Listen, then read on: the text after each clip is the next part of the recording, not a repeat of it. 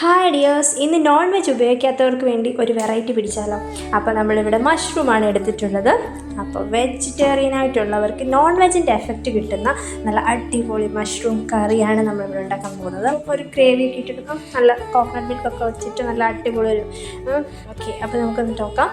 അപ്പോൾ നമ്മളിവിടെ ഓയിസ്റ്റർ മഷ്റൂമാണ് എടുത്തിട്ടുള്ളത് കേട്ടോ. ഇത് നമുക്ക് കിട്ടിയപ്പോൾ തന്നെ നല്ല ക്ലീൻ ആക്കിയാണ് തന്നിരിക്കുന്നത്. നമ്മളിനി പ്രത്യേകിച്ച് ഒന്ന് വാഷ് ചെയ്തെടുത്താൽ മാത്രം മതി, വേറെ അതിൻ്റെ ഒന്നും പീൽ ചെയ്ത് കളയാനൊന്നുമില്ല.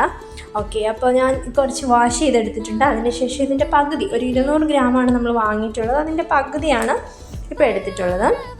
ഇത് ഞാൻ കൈ കൊണ്ട് തന്നെ ഇങ്ങനെ ഒന്ന് മുറിച്ചിട്ടിട്ടുണ്ട്. ഇനി ഇത് നമുക്ക് നന്നായിട്ടൊന്ന് കറിയാക്കി എടുക്കാം. ഓക്കെ, അപ്പോൾ അതിനാവശ്യമുള്ള മസാലകളൊക്കെ എടുക്കാം. അപ്പോൾ ഉള്ളി, സവോള, ഇഞ്ചി, വെളുത്തുള്ളി, കറിവേപ്പില, പച്ചമുളക്, തക്കാളി, ഇവയൊക്കെയാണ് നമുക്ക് ആവശ്യമുള്ളത്. സാധാരണ നമ്മൾ കറിക്കൊക്കെ എടുക്കുന്നത് പോലെ തന്നെ നിങ്ങൾ വഴറ്റി റെഡിയാക്കി എടുക്കുക. ഞാനിവിടെ പച്ചമുളകും കറിവേപ്പിലയും ചേർത്തിട്ടില്ല, കാരണം എൻ്റെ കയ്യിൽ ഇപ്പോൾ സ്റ്റോക്ക് ഇല്ലാത്തത് കൊണ്ടാണ്. അതും കൂടി ഇട്ടാൽ ടേസ്റ്റ് ആയിരിക്കും. എന്നിട്ട് ഇനി നമുക്കിത് നന്നായിട്ടൊന്ന് വഴറ്റിയെടുക്കാം. നന്നായി വഴന്നു വരുന്ന സമയത്ത് നമുക്കിതിലേക്ക് ആവശ്യമുള്ള പൊടികൾ ചേർത്ത് കൊടുക്കണം. അപ്പോൾ ഞാൻ 2 ടീസ്പൂൺ മല്ലിപ്പൊടി, 1 ടീസ്പൂൺ മുളക് പൊടി, 1 ടീസ്പൂൺ ഗരം മസാല, ഒരു 1/2 ടീസ്പൂൺ പെപ്പർ പൗഡർ ഒക്കെ ചേർത്ത് കൊടുക്കുന്നുണ്ട്.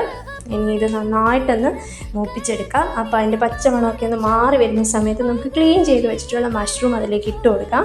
അതൊന്ന് നന്നായിട്ട് മിക്സ് ചെയ്തതിന് ശേഷം ഒരു 15 മിനിറ്റ് നമുക്ക് കുക്ക് ചെയ്തെടുക്കണം. 10 to 15 മിനിറ്റിനുള്ളിൽ നമുക്ക് മാക്സിമം വെന്ത് കിട്ടും. ഇനി അതിൽ കൂടുതൽ വേണമെങ്കിൽ വെക്കാം, പക്ഷേ ഓവർ കുക്കായി കഴിഞ്ഞാൽ മഷ്റൂമിന് നല്ല കട്ടിയായിപ്പോവും. അപ്പോൾ സോഫ്റ്റായിട്ട് കിട്ടണമെങ്കിൽ ഒരു 15 മിനിറ്റിനുള്ളിൽ നമുക്ക് കുക്ക് ചെയ്തെടുക്കണം.